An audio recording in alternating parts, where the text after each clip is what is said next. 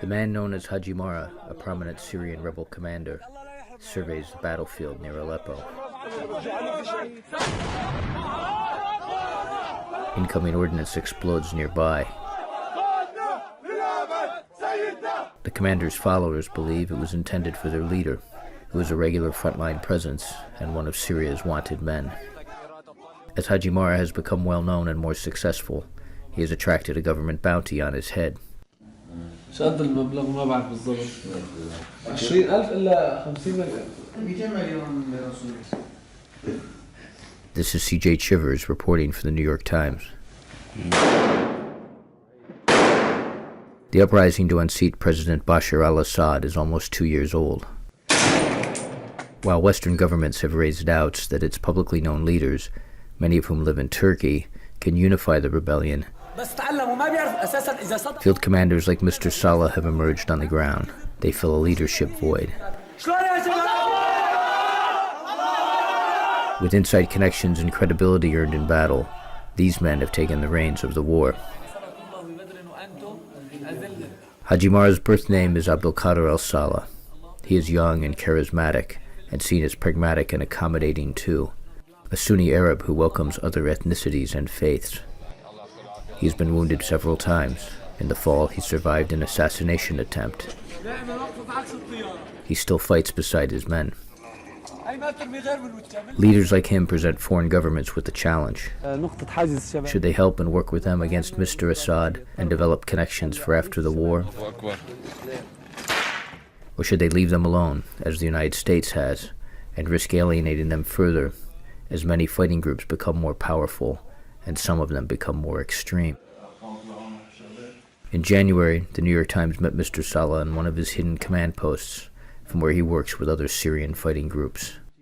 نحن جبهة تحرير سوريا الإسلامية مو إنه معناتها من ذكرت كلمة الإسلامية لا نحن نعم نفتخر ونعتز إن إسلاميين لكن معتدلين لسنا متشددين. كل الكتائب الموجودة في حلب كل من يحمل سلاح في حلب في الأمور العسكرية بجوز في الأمور السياسية ما نرتب معهم لكن في الأمور العسكرية نرتب مع جميع الكتائب الموجودة في حلب.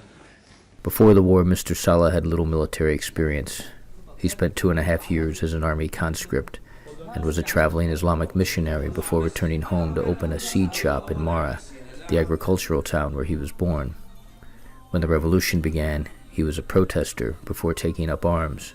ناس نشوفهم بالإعلام قصف المساجد قتل النساء والأطفال ما بقى خلانا نتمالك أنفسنا يعني أصدقائي نتصل فينا نخبرهم نقول والله عم نطلع سلمية مظاهرات ويقتلنا فهذا الشيء اللي خلانا يعني.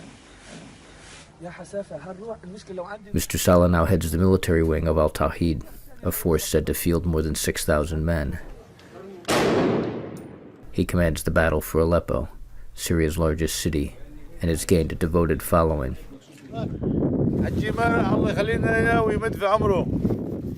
The town of Mara has become a target of Syria's military. His supporters say the government punishes those associated with him. A large crater, apparently from a ballistic missile attack, sits in a wheat field beside Mara, the result of an explosion in the night.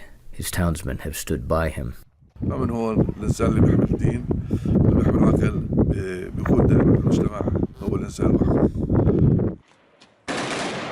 The government forces have not been dislodged, and much of Aleppo has been damaged. The city's residents, facing daily dangers and shortages, grew frustrated long ago. ما بيكفي إنه أمريكا ما قدمت شيء للشعب السوري نهائيا. وهذا السكوت علامة نحن بقناعتنا العرب السكوت علامة الرضا. Fighting without foreign military support and with few weapons, Mr. Saleh said America's inaction has made Syria's conditions worse, endangering the West's long-term interests and relationships in the Middle East. سنتين ونعود وكل يوم 200 300 قتيل. إذا العالم كله تركه والله راح تلاقي سوريا كلها قاعدة إذا بتطول الثورة سنة تخرب. Syria's fighters say the time narrows for answers to the questions in the West. In Mara, north of Aleppo, Mr. Saleh's fighters have already dug their own graves. ما عندي تصور كيف راح تكون حياتي بعد الثورة. لا والله ما عندنا مخطط، يعني الآن كل فكرنا محصور بالأمور العسكرية، كيف قاتل هذا النظام يخلص منه.